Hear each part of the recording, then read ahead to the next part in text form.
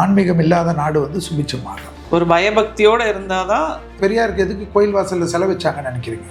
கோயிலுக்கு இவ்வளோ பேர் போகிறவங்க வரவங்கள பெரியார் கணக்கு எடுக்கிறதுக்கு வச்சுருக்காங்க. ஏன் சிங்கத்துக்கு வாழாக இருக்கிறதோட எலிக்கு தலையாக இருக்கலான்னு சில அந்த கேரக்டர் அது. அதனால் அண்டர் எஸ்டிமேட் விஜய் இதை பண்ணாதீங்க. ஏன்னா விஜய் சார் தான் அந்த சுக்கர தசையில் ராகு புத்தி வந்து அவருக்கு அந்த சமயத்தில் எலெக்ஷன் வரைக்கும் சொல்லிக்கிட்டு வர்றீங்க. அது எப்படி உங்களால் வந்து ஒரு நடுநிலைமையோடு நின்று இந்த விஷயங்களை வேற ஒரு கட்சியை சார்ந்தவராக இருந்தாலும் கூட இதெல்லாம் நீங்கள் சொல்கிறீங்க? அதில் நிறைய எங்கள் கட்சிக்காரங்களுக்கு வருத்தம் இருக்குது. செல்வி வந்து தாவேக்காவுக்கு ஜிங்க் செக் அடிக்கிறாரு.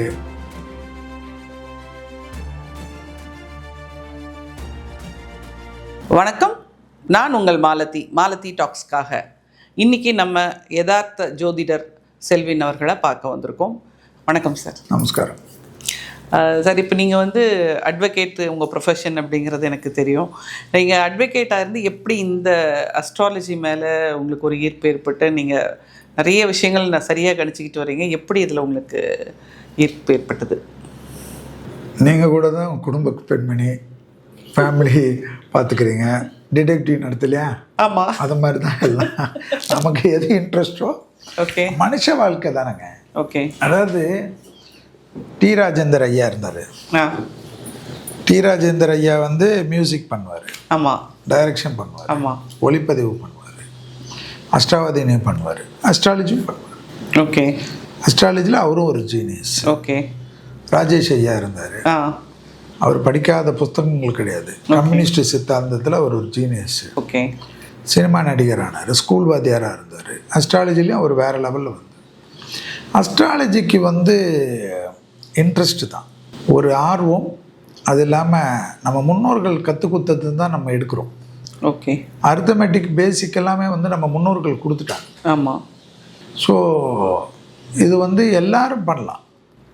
என்னன்னா பொறாமை இல்லாமல் இருந்தால் போதும். ஆமாம், ஏன்னா இப்போ நிறைய பேர் வந்து அஸ்ட்ராலஜிக்குள்ளே வந்த மாதிரி தெரியுது. நிறைய ரொம்ப சந்தோஷம் என்னை பொறுத்த வரைக்கும். ஏன்னா நாங்கள் படிக்கிற காலத்துலலாம், நாங்கள்லாம் எழுதுகிற காலத்துலலாம், நான் ஒருத்தர் இருந்தேன்னா ஒரு 10 பேர் அதிகமாக இருப்போம். ஓகே. இப்போ வந்து அஸ்ட்ராலஜிகளே எனக்கு தெரிஞ்சு 50,000 பேர் 1,00,000 பேர் வந்துட்டாங்க. ஓகே.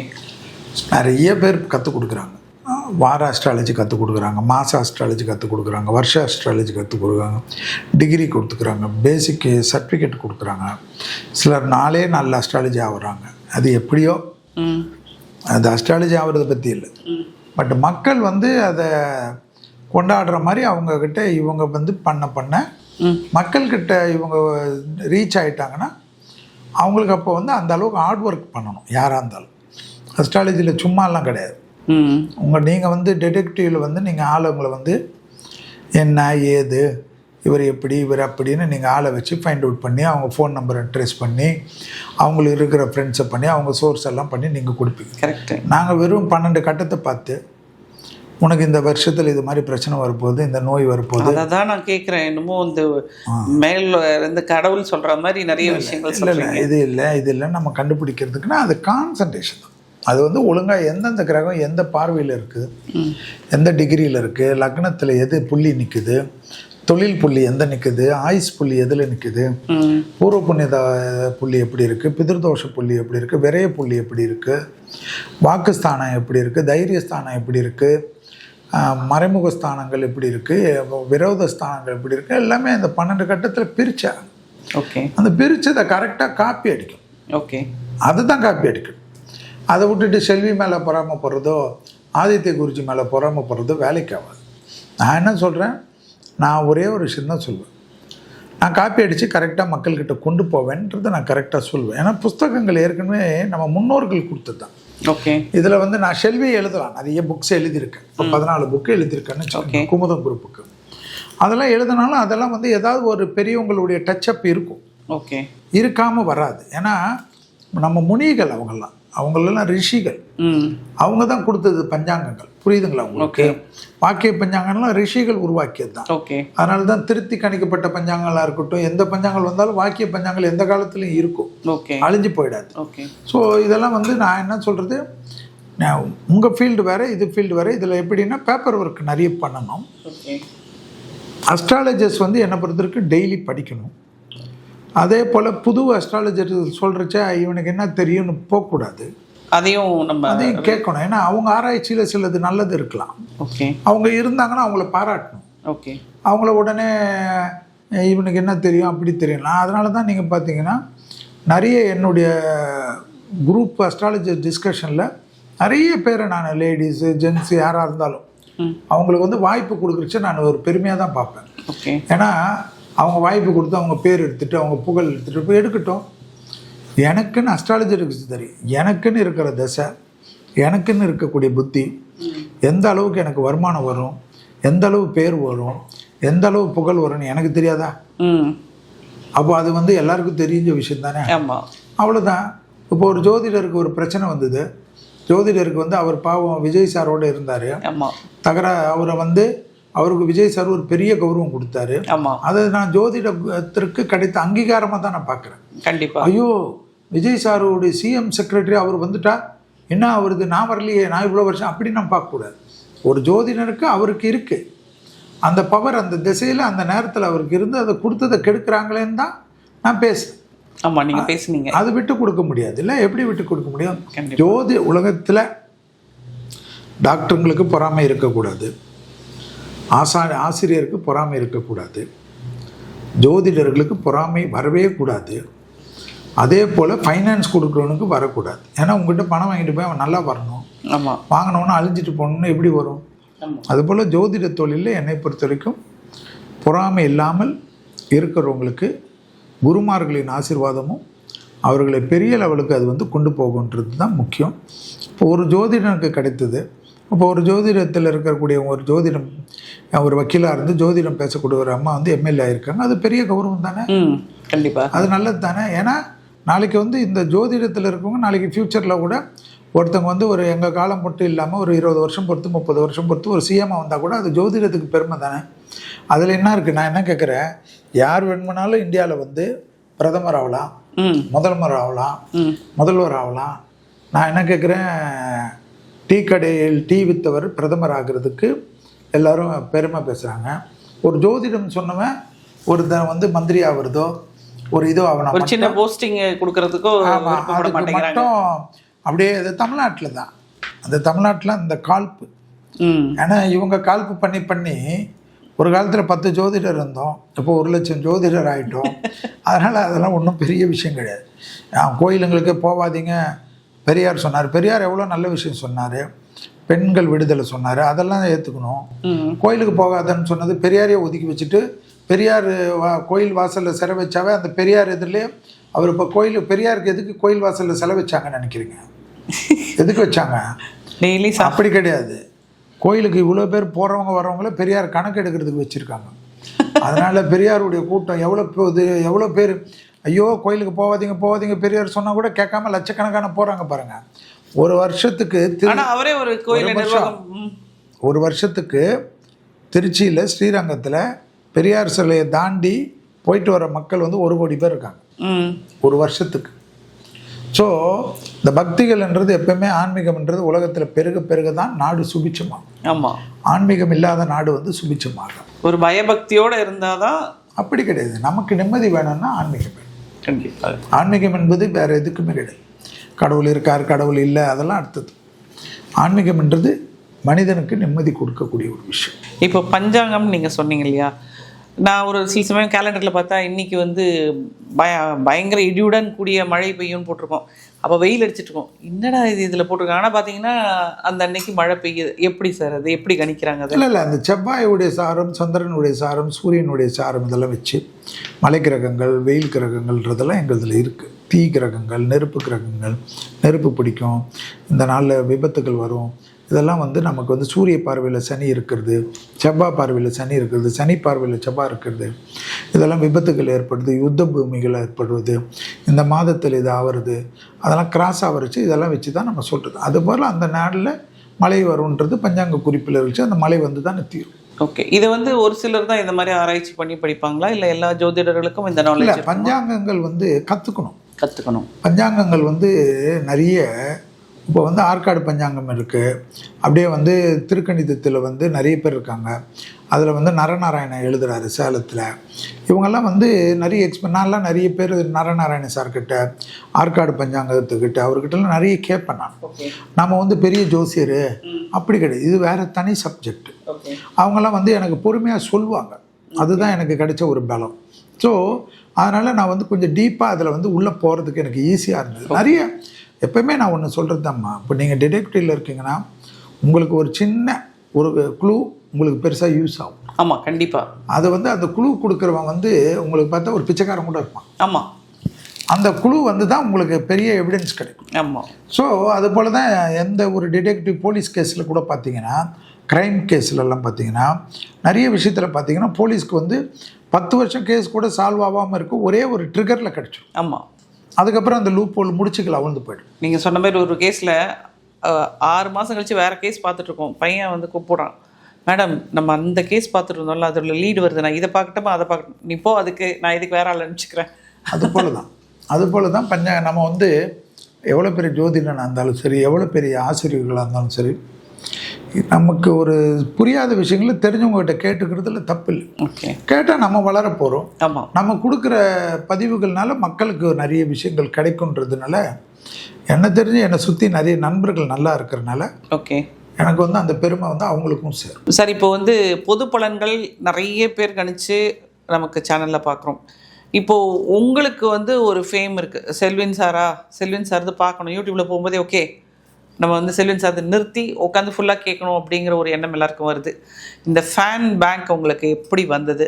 அடுத்தது வந்து நிறைய வந்து இப்போது நானாக இருக்கட்டும், யாராக இருக்கட்டும், அவங்க வந்து எல்லாருக்கும் ஒரு ஆசை தானே, நம்மளுடைய வாழ்க்கை எப்படி அமைய போகுதுங்கும்போது அதில் பார்க்கும்போது இதெல்லாம் உங்களுக்கு கிடைக்கும், அதெல்லாம் வரும் அப்படின்லாம் சொல்லும்போது அது வராமல் போகும்போது எல்லாருக்கும் ஒரு ஏமாற்றம் ஏற்படுது. இந்த பொது கணிப்பில் ஏன் இந்த மாதிரி ஒரு இருக்குது? இது எத்தனை % நாங்கள்லாம் நம்பலாம்?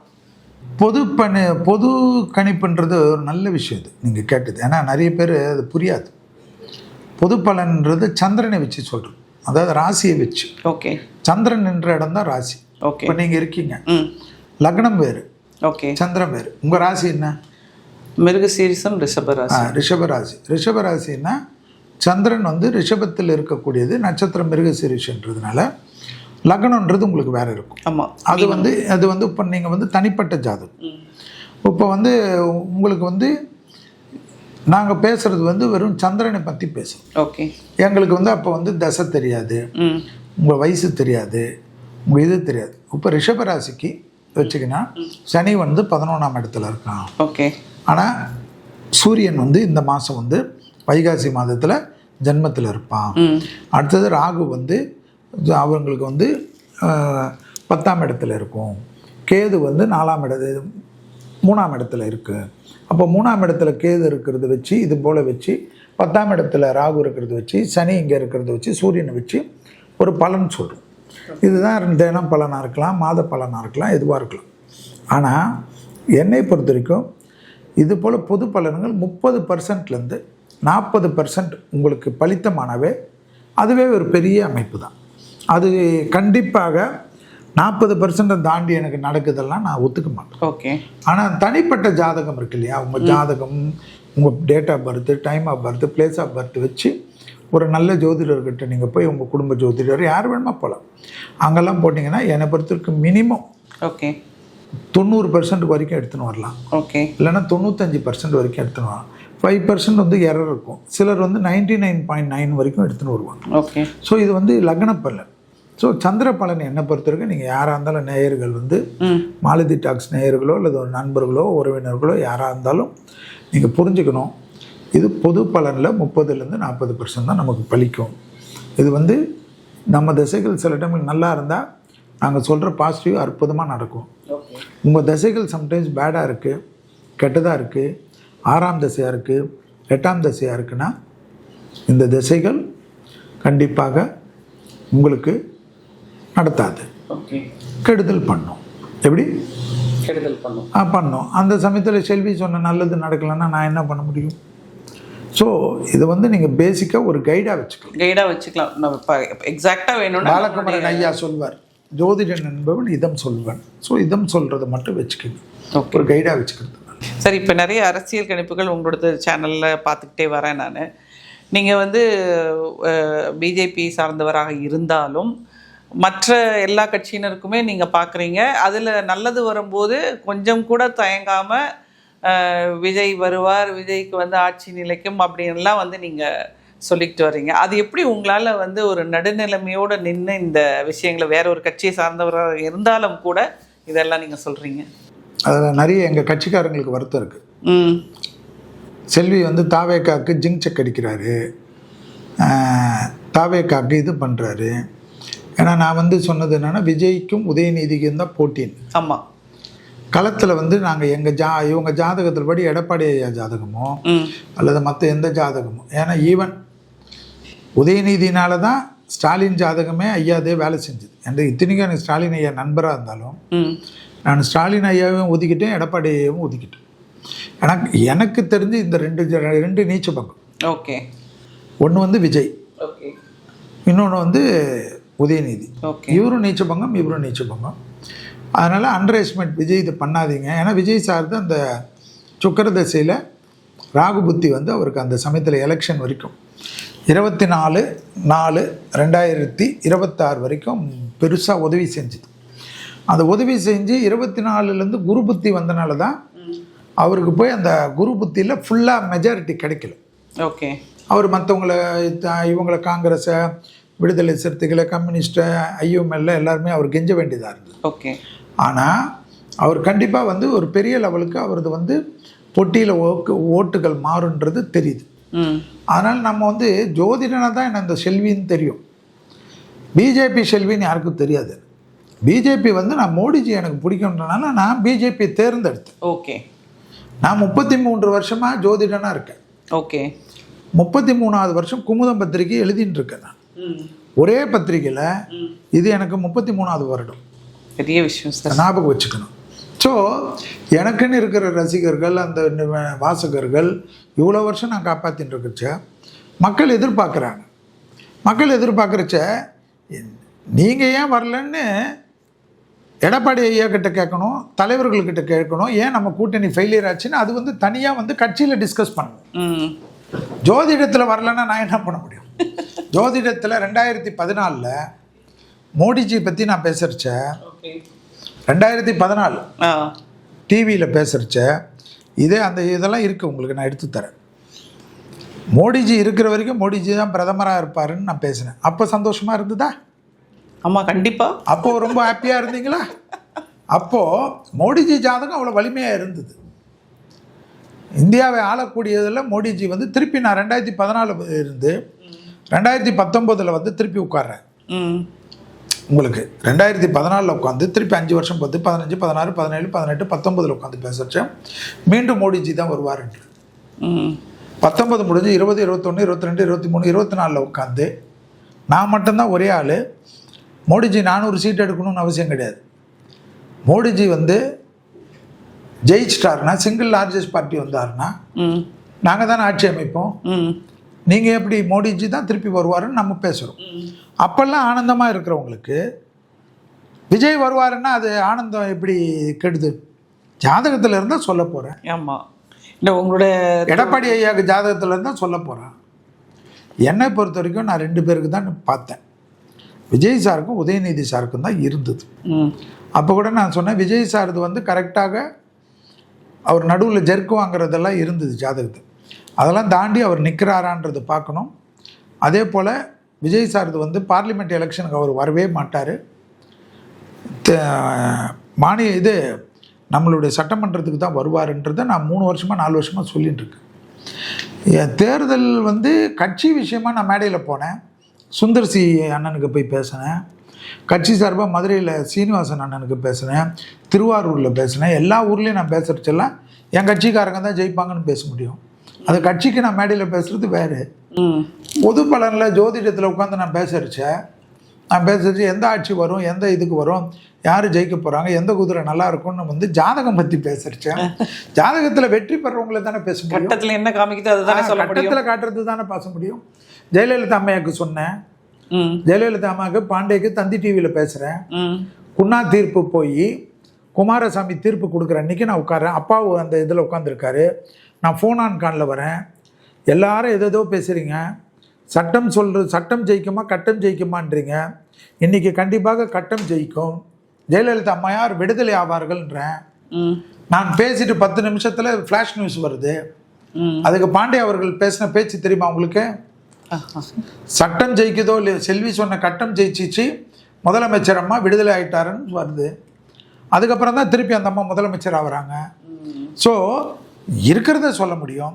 ஜெயலலிதா அம்மாருக்கு மருத்துவத்துறையில் ஹாஸ்பிட்டல் அட்மிட் ஆகுறாங்க. அதே தந்தி டிவியில் பாண்டே தான் ஃபோன் ஆன் காலில் எனக்கு இன்டர்வியூ எடுக்கிறாரு. நீங்கள் பாண்டே சார்கிட்ட கேளுங்க. ஓகே. அந்த அம்மா உள்ள அட்மிட் ஆகிற நேரத்துக்கும் நான் பேசுகிறதும், அட்மிட் ஆகணும் அடுத்த நாள் பேசுகிறேன். பெரும் பரபரப்பு அப்போலோ ஹாஸ்பிட்டலை சுற்றி. அப்போ நான் சொல்கிறேன், டிசம்பர் 5 தாண்டினா அம்மா உயிரோடு வருவாங்க. டிசம்பர் 5 தாண்டணும்னு நானும் வேண்டிக்கிறேன். ஏன்னா எனக்கு அந்த அம்மாவை பிடிக்கும். அந்த அம்மா தாண்டுவாங்களா என்றது டிசம்பர் 5 வரைக்கும் வெயிட் பண்ணுங்கன்னு.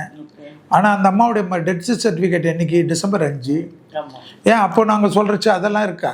இதில் என்னன்னா, பிஜேபி எனக்கு பிடித்த ஒரு கட்சி. அந்த கட்சியில் நான் இருக்கிறேன், நான் இணைஞ்சிருக்கிறேன். எனக்கு அங்கே இருக்கக்கூடிய பிரதமர் மோடிக்கு ஆர்எஸ்எஸ் உடைய தத்துவம் சித்தாந்தங்கள் பிடிக்கும். அது எனக்கு அங்கே இருக்கிற நிறைய நண்பர்கள் இருந்தாங்க, அதனால் எனக்கு பிடிக்கும். அதே போல் திராவிட முன்னேற்ற கழகம் அத்தனை பேர் எனக்கு பழக்கம். அனைத்து இந்த அண்ணா திராவிட முன்னேற்ற கழகம் பழக்கம்.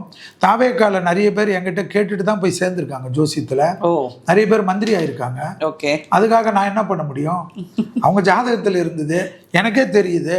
நான் போடலையே, தாவேக்காக்கு நான் ஓடலையே. நான் உட்காந்து பிஜேபியில் தானே உட்காந்துருக்கேன், பிஜேபிக்கு தானே பேசியிருக்கேன். இவங்களுக்கு உடனே இந்த பேனா, ஃபேஸ்புக் இருக்குது, பேனா இருக்குது, வீட்டில் சோறு போட்டுடுறாங்க, போட வேண்டியதுதான்.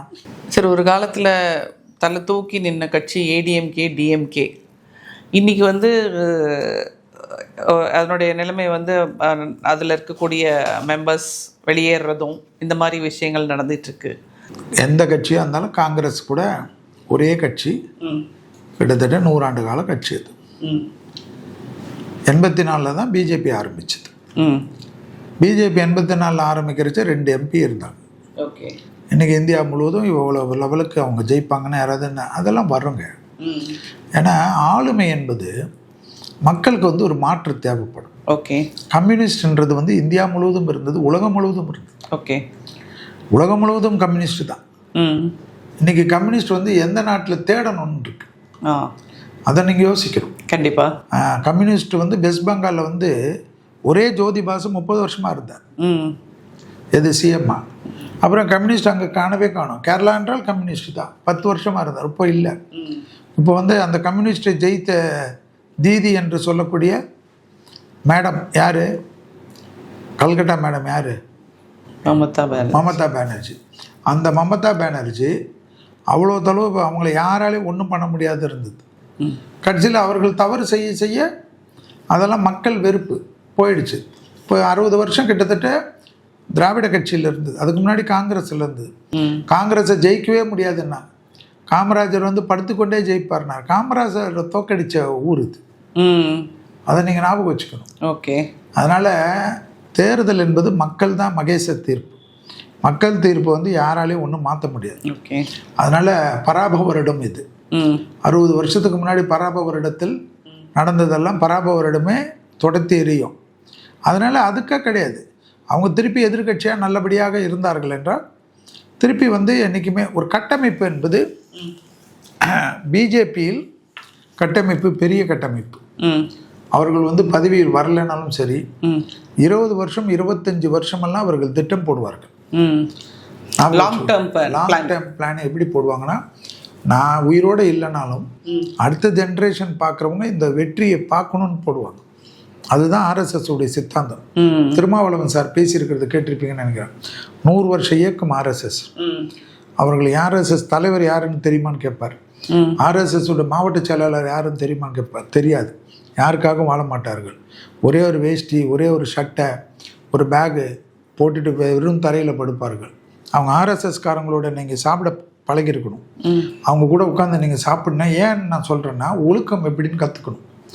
சாப்பிட்றச்ச நீங்கள் அந்த சாப்பாடு சாப்பிட்டு அந்த இலை பார்க்குறீங்க இல்லையா, சாப்பிட்ட பிறகு நம்மளாம் மீதி வைக்கிறோம் இல்லையா, அதில் ஒன்று கூட ஒரு ஆர்எஸ்எஸ் உடைய இலையில், சாப்பிட்ட இலையில் அந்த தொண்டர்கள் சாப்பிட்ட ஆர்எஸ்எஸ் தலைவர்கள் சாப்பிட்ட இலையில் ஒரு சின்ன அந்த வேஸ்டேஜ் கூட இருக்காது.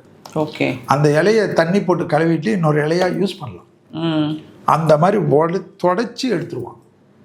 ஸோ இதெல்லாம் ஒரு பருக்கி சாதம் கூட வேஸ்ட் ஆகக்கூடாதுன்னு நினைப்பாங்க. ஓகே.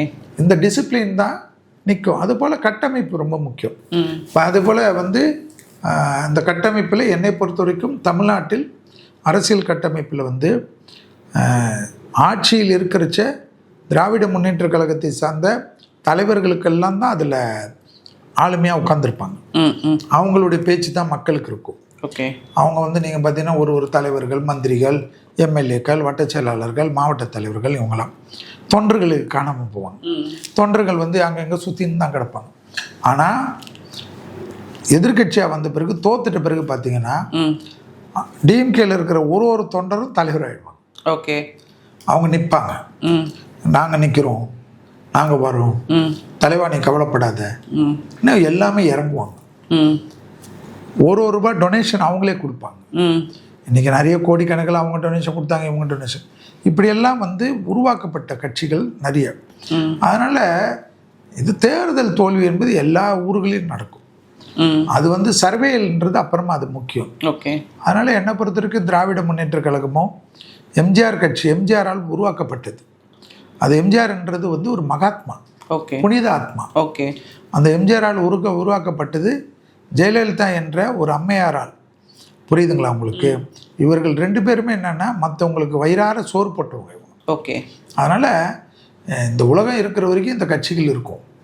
அதெல்லாம் வந்து எதுவுமே வந்து இதுவாகாது அதுவாகாது.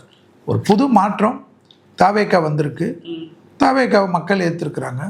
வரக்கூடிய காலகட்டத்தில் அது அந்த கட்சி எப்படி வளருதுன்றதை பார்க்கணும். அதனால் ஒரு மக்கள் தூக்கி போட்டாங்க, மக்கள் எல்லாமே தூக்கி போட்டாங்க. அதாவது 2 சீட்டு இருந்த பிஜேபி இன்றைக்கி இந்தியாவை 3வது தடவை ஆள்றது. ஏற்கனவே வாஜ்பாய் தலைமையில் ஆள்ன்றது.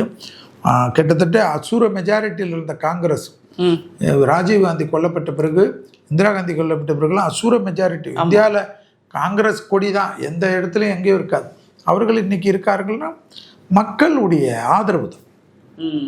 அதனால் இதெல்லாம் பெருசாக எதிர்க்க. இப்போ வந்து இன்றைக்கி அண்ணாமலையோட பிறந்தநாள் இன்னைக்கு வந்து அவங்க கட்சி ஆரம்பிக்கிறாங்கன்னு சொல்கிறாங்க. பிஜேபியில் இருந்து அவர் விலகு வருவாருன்னு நினைக்கல, விலகி வந்து தனி கட்சியை ஆரம்பிக்க போகிறாருன்னு சொன்னாங்க. ஸோ இதை பற்றி உங்களுடைய? இல்லை, எனக்கு வந்து உங்கள் மாலதி டாக்ஸ் நேயர்களுக்கு மூலியமாக, நிர்வாகத்தின் மூலியமாக, இந்த சேனல் மூலியமாக அருமை அண்ணன், அருமை தலைவர் திரு அண்ணாமலைஜி அவர்களுக்கு இனிய பிறந்தநாள் வாழ்த்தை தெரிவித்துக் கொள்கின்றேன். அவர்களுக்கு எல்லா வளத்தையும் எல்லா நலத்தையும் நான் வணங்கக்கூடிய குருநாதர் ராகவேந்தர் வணங்க வேண்டும் என்று மனதார பிரார்த்தனை செய்து கொள்கிறேன். அவருடைய ஜாதகம் வந்து கடகராசி, ஆயிலை நட்சத்திரம். அவரது வந்து இப்போ சூரிய திசை இருக்கு. ஓகே. அதனால் அவர் வந்து கொஞ்சம் திட்டமிட்டு தான் பண்ணுவார். அடுத்த 1.5 வருஷத்துக்கு என்னை பொறுத்த வரைக்கும் கட்சி ஆரம்பிப்பார்ன்றதில்லை. கட்சி வந்து அவர் போகிறதுக்கு வந்து என்னை பொறுத்த வரைக்கும் ஒரு 18 மாதத்துலேருந்து இல்லைன்னா 1 வருடத்துலேருந்து 2 வருடமாவது ஆக்குவார். ஓகே. மற்றபடி அவர் ஏதாவது ஒரு இயக்கம் போல் உருவாக்குறது வேறு ஐடியாவில் இருக்கலாம்னு நினைக்கிறேன். ஓகே. கண்டிப்பாக. ஏன்னா இன்றைக்கி வரைக்கும் அவரது அப்ரூவல் தெரியல. ஓகே. எனக்கு கட்சியில் இருக்காரா வெளியில் வராரான்றது அஃபிஷியலாக எங்களுக்கு வரல. பட் அவங்கெல்லாம் வந்து ஃபைட்டிங் காக்ஸ். கடகராசி நான் ஏற்கனவே நிறைய வாட்டி சொல்லியிருக்கேன். அவர் இதெல்லாம் பெரிய ஜாதகம். அதெல்லாம் அது வந்து இந்தியா முழுவதும் வேர்ல்டு முழுவதும் பேசப்படக்கூடிய ஜாதகம். எனக்கு தனிப்பட்ட ஒரு ஜாதகம் எனக்கு தெரியும். நான் முதலேருந்து சொல்லிட்டு இருக்கிறது தான் அது. நிறைய பேர் அதற்கெல்லாம் விமர்சனம் வைத்தாங்க. இப்போ வந்து என்னை பொறுத்த வரைக்கும் அவர் வந்து இப்போது இந்த இயக்கத்தில் வந்து எனக்கு தனிப்பட்ட, ஏன்னா அவங்களாம் வந்து கடகராசியாக இருக்கட்டும், விருச்சக ராசியாக இருக்கட்டும், ரிஷபராசியாக இருக்கட்டும், இவங்கெல்லாம் வந்து கொஞ்சம் இண்டிபெண்ட்டாக, கண்ணியும் அது போல் இருக்கும். இவங்கெல்லாம் சிம்மம், இவங்கெல்லாம் வந்து இண்டிபெண்ட்டை விரும்புகிறோம். ஓகே. நமக்கு மேலே உட்காந்துக்கின்னு எல்லாரும் ஒன்று ஒன்று சொல்கிறதெல்லாம் கேட்காது. ஓகே. அவங்க மனசில் பட்டது தான் அதுங்களுக்கு பிடிக்கும். ஓகே. அதில் வந்து தப்போ ரைட்டோ அந்த பழியை நாங்கள் எடுத்துக்கிறோன்னு. ஸோ அது போல் இருக்கிறது உங்களுக்கு வந்துட்டு ரெஸ்ட்ரிக்ஷன் ரூல்ஸு இவங்களுக்கு பதில் அவங்களுக்கு பதில்னா வேண்டாம். புரியுதுங்களா உங்களுக்கு? சிங்கத்துக்கு வாழாக இருக்கிறதோட எலிக்கு தலையாக இருக்கலான்னு சில அந்த கேரக்டர் அது. அதனால இது வந்து இந்த ராசிக்குன்னு இருக்கக்கூடிய குணம். ஸோ அதை நம்ம ஒன்றும் பண்ண முடியாது, அது அவ்வளோதான். மற்றபடி அன்பானவங்க எல்லாருமே. அதனால தான் அவங்க வந்து நேராக போய் ஒரு டாம் டூம்னு ஒரு கட்சி ஆரம்பிக்கிறேன்றது கூட தலைவர்கள்கிட்டலாம் சொல்லி அவங்க பர்மிஷன் கொடுத்தாங்களா இல்லையான்னு எனக்கு தெரியாது. அவருக்கு பிறந்தநாள் வாழ்த்துக்கள். அவர் அடுத்த கட்ட எடுக்கக்கூடிய நடவடிக்கைகளுக்கு நல்வாழ்த்துக்கள்.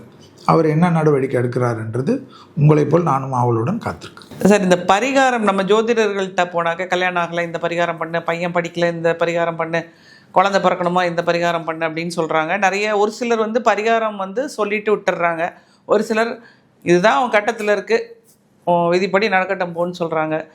ஒரு சிலர் நிறைய பணம் வாங்கிக்கிட்டு பரிகாரம் பண்ணுறாங்க. இந்த பரிகாரம் பண்ணுவது சரியாகுமா? இல்லை, பரிகாரம் என்பது ஞாபகம் வச்சுக்கோங்கம்மா, தெய்வ கோயிலுக்கு அவங்க குடும்பத்தை சார்ந்தவங்க போகிறது இல்லை அவங்களே போகிறது தான் முக்கியம். இப்போது நீங்கள் இருக்கீங்க, உங்களுக்கு ஒரு பரிகாரம் சொல்கிறோம், உங்களால் உடம்பு சரியில்லை, உங்களால் போக முடியல, உங்களை சார்ந்தவர்கள் போகிறது நல்லது. இல்லைனா அந்த கோயிலில் இருக்கிறவங்கக்கிட்ட நீங்களே ஃபோன்லேயோ ஆன்லைன்லேயோ ஒரு பூஜை, சிம்பிள் பூஜை. பரிகாரம்னா என்ன நினச்சிக்கிறீங்க, 1 லட்ச ரூபா கொடுத்தா தான் தெய்வம் பலம்லாம் வரும், அதெல்லாம் கிடையவே கிடையாது. நிறைய பேர் இப்படி வாங்குறாங்க சார். இல்லை, அது வாங்குறவங்கக்கிட்ட வந்து நீங்கள் போய் உங்கள் பேராசையில் கொடுத்தா அதுக்கு நான் ஒன்றும் பண்ண முடியும். நான் இது வரைக்கும் பரிகாரம் எவ்வளோ பேருக்கு கொடுத்துருக்கேன், 1000கணக்கான பேர் கொடுத்துருக்கேன். என்னை பொறுத்த வரைக்கும் நான் சொல்வது 1 கிலோ நெய் இல்லைன்னா 1 கிலோ நல்லெண்ணெய். உன்னால் முடியலையா 100 கிராம் நெய் 100 கிராம் நல்லெண்ணெய், இல்லை 50 கிராம் நெய் 50 கிராம் நல்லெண்ணெய், 50 கிராம் விபூதி எடுத்துக்கோ, 50 கிராம் குங்குமம் எடுத்துக்கோ. அந்த கோயிலில் ஒரு விநாயகர் பாதத்தில் வச்சு எடுத்து அதை யூஸ் பண்ணிக்கோ. இந்த எண்ணெயோ நெய்யோ தீபத்துக்கு கொடுன்னு தான் நான் சொல்லுவேன். நீங்கள் எந்த கோயிலுக்கு வேணுமா வைக்கல. நான் வந்து அர்ச்சனை கூட சொல்ல மாட்டேன். அந்த கோயிலுக்கு நீ போயிட்டு வந்தாவே அந்த சக்தி உன்னை காப்பாற்றும். உனக்கு அர்ச்சனை பண்ணணுன்னா அது உன்னுடைய இஷ்டம், நான் உள்ளே வரல. ஆனால் நான் அர்ச்சனைக்கு எதிரி கிடையாது, நான் அவங்கள தொந்தரவு பண்ணுறது. ஏன்னா சப்போஸ் 10,000 பேர் இருக்காங்கன்னு வச்சுக்கோங்க, கோயிலில் அன்றைக்கி ஒரு திருவிழா, இவங்களால கண்டிப்பாக அர்ச்சனை பண்ண முடியாது. ஐயோ நான் அர்ச்சனை பண்ணலையே எனக்கு கெட்டது நடக்கும்னு இவங்களே திங்க் பண்ணிப்பாங்க. வரக்கூடாது. கோயிலில் போயிட்டு ஒரு கொடிமரத்தில் உட்காந்துட்டு வந்தாவே அந்த விபூதி அங்கே கோயில் சன்னிதானத்தில் கொடிமரத்திலே வச்சு இல்லை விநாயகர் சன்னிதானத்தில் வச்சு எடுத்துகிட்டு வந்து யூஸ் பண்ணாவே அந்த பலம் இருக்கும். அந்த கோயிலேருந்து கொஞ்சோண்டு விபூதி எடுத்து இந்த விபூதியோட மிக்ஸ் பண்ணிக்கும். அந்த கோயிலேருந்து கொஞ்சோண்டு குங்குமத்தை எடுத்து இந்த கோயில் ஒரு இதுதான், ஒரு எசன்ஸ் தான். குங்குமப்பூ மாதிரி தான் அது. அந்த குங்குமப்பூவை கொண்டு வந்து பாலில் எப்படி கலந்து நம்ம குடிக்கிற மாதிரி தான். கண்டிப்பாக நான் சொல்கிறது, மனசாட்சியோட தெய்வத்தை நம்பிக்கையோட தெய்வ மந்திரங்களை கேட்பதன் மூலியமாக வருடத்துக்கு ஒரு முறை நமக்கு எந்த நட்சத்திர கால்களில் அந்த லக்னம் இருக்கோ அந்த லக்னத்துக்கு உண்டான அதிதேவதைகள், அந்த லக்னத்திற்கு உண்டான அதிபதிகளுடைய ஸ்தலங்களுக்கு சென்றுட்டு வருவது, ஒரு வருஷம் இல்லை வெளிநாட்டில் இருந்தால் 3 வருஷத்துக்கு ஒரு தடவை போயிட்டு வர்றது கண்டிப்பாக உங்களுக்கு நல்லது பண்ணும். இவ்வளோதான் பரிகாரம். அதனால் போக முடியலன்னு என்றாலும் அந்த தெய்வத்திற்கு உண்டான மந்திரங்களை உச்சாரணை கேட்டாலே போதும். நீங்கள் சொல்லணும்னு அவசியம் இல்லை, கண்டிப்பாக அதுக்கு எஃபெக்ட் உண்டு. எதுவுமே எனக்கு வேண்டாம், எனக்கு தெய்வம் நல்லது பண்ணோம்னா அபிராமி அந்தாதின்னு ஒன்று இருக்குது. சரிங்க. அது 101 பாட்டு வரும். 100 பாடல் வரும்.